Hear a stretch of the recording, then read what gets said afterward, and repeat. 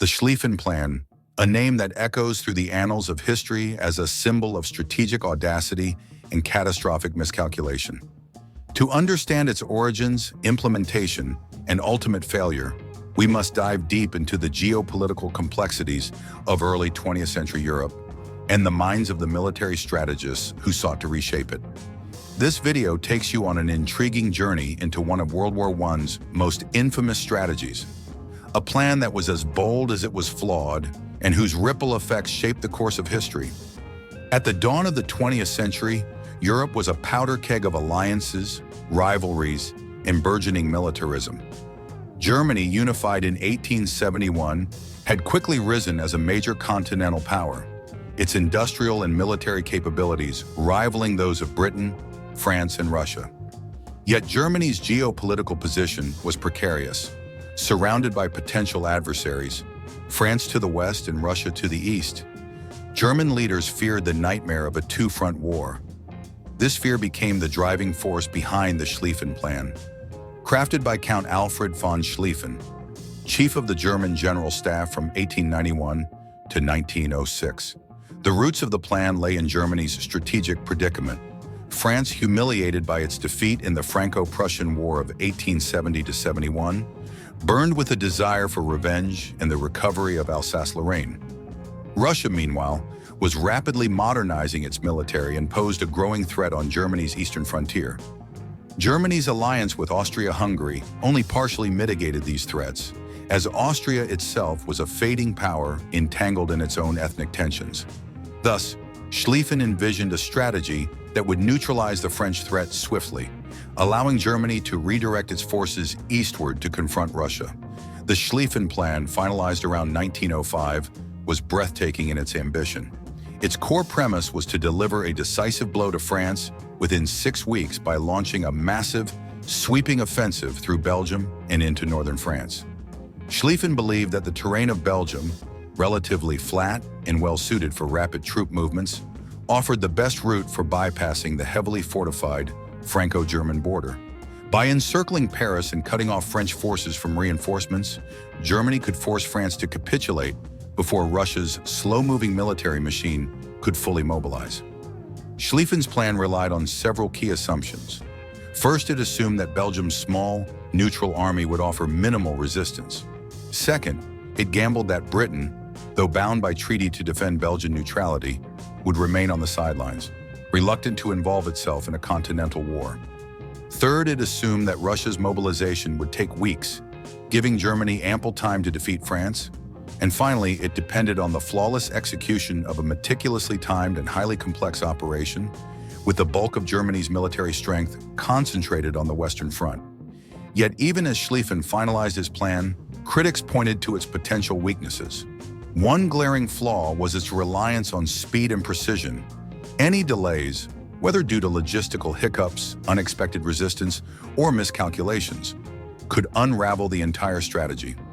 Moreover, the plan's disregard for political and diplomatic consequences, such as the likely British response to an invasion of Belgium, revealed a narrow militaristic focus that underestimated the interconnectedness of European alliances.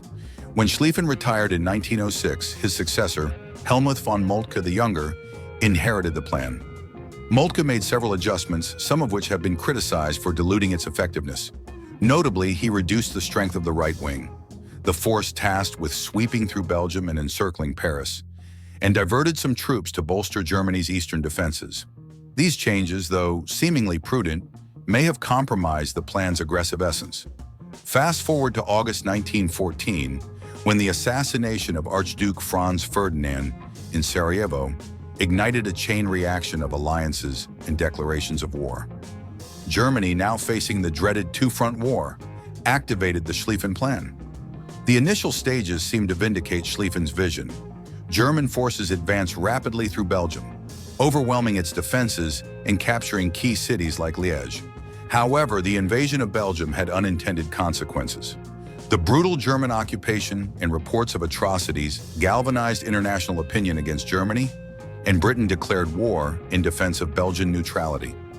Please take a moment to like and subscribe to our channel so you don't miss any new daily videos. As German forces pressed into France, cracks began to appear. The Belgian army, though outmatched, conducted a tenacious resistance campaign, delaying the German advance. Meanwhile, the British Expeditionary Force, smaller but highly trained, joined French forces in countering the German onslaught. At the Battle of the Marne in early September 1914, the Allies launched a counteroffensive that stopped the German advance in its tracks. The race to the sea followed, as both sides entrenched themselves in a stalemate that would define the Western Front for the next 4 years. So why did the Schlieffen Plan fail? Several factors contributed to its demise. First, the logistical challenges of moving and supplying vast armies across hostile territory proved greater than anticipated. Railroads, a cornerstone of the plan, were vulnerable to sabotage and disruption. Second, the resistance of Belgium, Britain, and France was stronger and more coordinated than Schlieffen had predicted. The moral outrage over German actions in Belgium also played a role in rallying Allied resolve. Third, Moltke's modifications to the plan, particularly his weakening of the right wing, may have undermined its effectiveness. By diverting troops to secondary fronts, Moltke compromised the plan's decisive thrust, giving the Allies time to regroup and counterattack. Finally, the plan's inherent rigidity left little room for adaptation.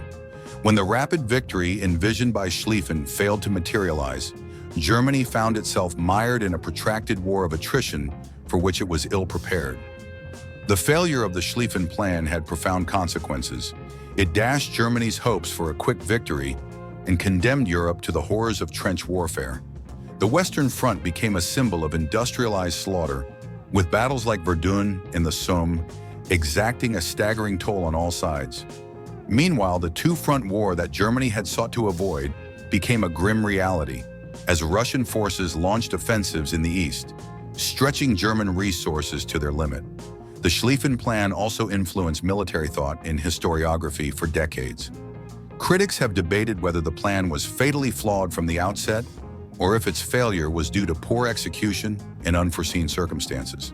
Some argue that its very premise, a quick, decisive victory in a modern industrial war, was unrealistic in an era of mass mobilization and advanced weaponry. Others contend that Moltke's changes diluted the plan's effectiveness and that a more aggressive implementation might have succeeded. Beyond the battlefield, the plan's failure had geopolitical repercussions. It solidified the Allied coalition against Germany and set the stage for a global conflict that would draw in nations from across the world. The war's outcome, including the Treaty of Versailles and the seeds of World War II, can be traced in part to the cascading consequences of the Schlieffen Plan's collapse. To fully grasp the scale of the Schlieffen Plan's impact, one must consider the human cost. The transition from a war of movement to a war of trenches led to unprecedented casualties. Soldiers faced the horrors of artillery barrages, gas attacks, and the relentless grind of trench warfare. The psychological toll on those who fought, coupled with the immense suffering of civilian populations, marked a grim chapter in human history. For Germany, the failure of the plan also sowed seeds of discontent at home, contributing to the social and political upheavals that would culminate in the rise of extremist ideologies. In retrospect, the Schlieffen Plan can be seen as a microcosm of the larger challenges of modern warfare. It highlighted the dangers of overconfidence and the limitations of planning in a dynamic, unpredictable environment. Schlieffen's gamble on speed and surprise was not inherently flawed, but it underestimated the complexities of coalition warfare and the resilience of the human spirit. Another aspect worth considering is the role of individuals in the execution of the plan. While Schlieffen himself has been lionized as a visionary strategist, his successors face the unenviable task of adapting his ideas to a rapidly changing geopolitical landscape. Moltke's adjustments, while controversial, were likely influenced by the pressures of his time, a testament to the challenges of leadership in moments of crisis. Their decisions, for better or worse, shaped the course of history in ways that Schlieffen himself might never have imagined. Finally, the Schlieffen Plan serves as a poignant reminder of the interconnectedness of history. If you found this exploration insightful, don't forget to like this video and subscribe to our channel for more historical analyses.